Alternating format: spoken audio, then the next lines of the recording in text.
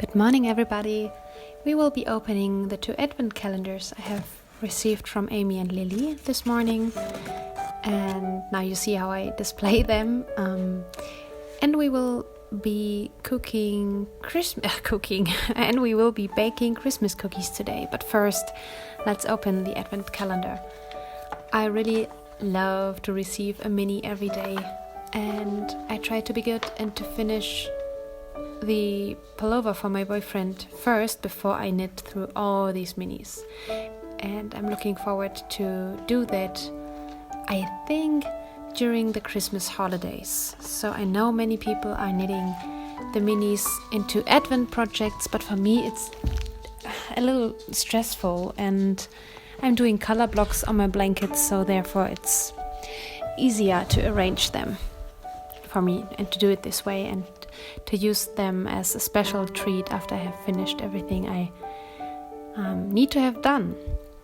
Yeah, and because I have finished the first sleeve yesterday, I am allowed to knit on my blanket a little bit, and I really enjoy it. I really do. After knitting so much with thick unicolored yarn, this tiny square here and there is so much fun. That is a yarn I have dyed myself, by the way, and the other ones are swaps and leftovers. And this is very pretty, this current square. Yeah, that was my morning. It was very short, but now we go to baking. Here you see me preparing so-called Vanillekipferl. So vanille is vanilla and Kipferl is the shape you can see. This shape is a Kipferl. In southern Germany and in Austria, it's common to say this word. Yeah, they are very time-consuming but so delicious. They contain almonds and flour, and then a certain kind of flour, you will read it on the screen, and yeah, sugar and so on. And you have to be very careful not to destroy them. By the way, that is the best pot holder I have ever had. I have received this from Kathleen, and I think I want to make some of these for presents next year. Yeah, as long as they are hot, the Vanillekipferl, you have to roll them in vanilla sugar, powdered vanilla sugar. With this, you see me rolling them in the sugar, but you have to be very careful. And later on I will sprinkle the sugar upon.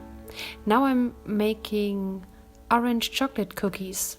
One of my favorite cookies. You can make them throughout the year. They are not very Christmassy, but oh so delicious, because you use real orange peel for that. Here are the finished. As you see, I sprinkled the sugar upon them. It's so much easier and prettier. And this is the third dough I have prepared. These are hazelnut cookies with many different spices, Christmassy spices like cardamom and cinnamon and other spices, and a certain northern German sugar. They are called Candieskekse. Candies is their way, a certain sugar, and Kekse is the word for cookies. And if you were wondering, I'm using my Thermomix. I think you could say Thermomix in your language.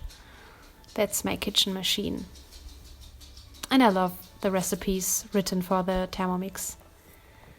Now we need a little break. Benny and I are hanging out. And later in the evening, that was yesterday, I was knitting on my first sleeve of the pullover and watching the Vlogmas by the Crazy Sock Lady. I really, really enjoy her Vlogmas. I love to see her family life, and she is it's very time consuming how she's doing that. I know how much work this editing and filming is, and this year I'm a little bit lazy, so not lazy but calm. Many of you said you like my calm Vlogmas this year, and that is the way for me to stay calm throughout Advent and prepare myself and my soul for Christmas. But I love the Crazy Sock Ladies Vlogmas so much.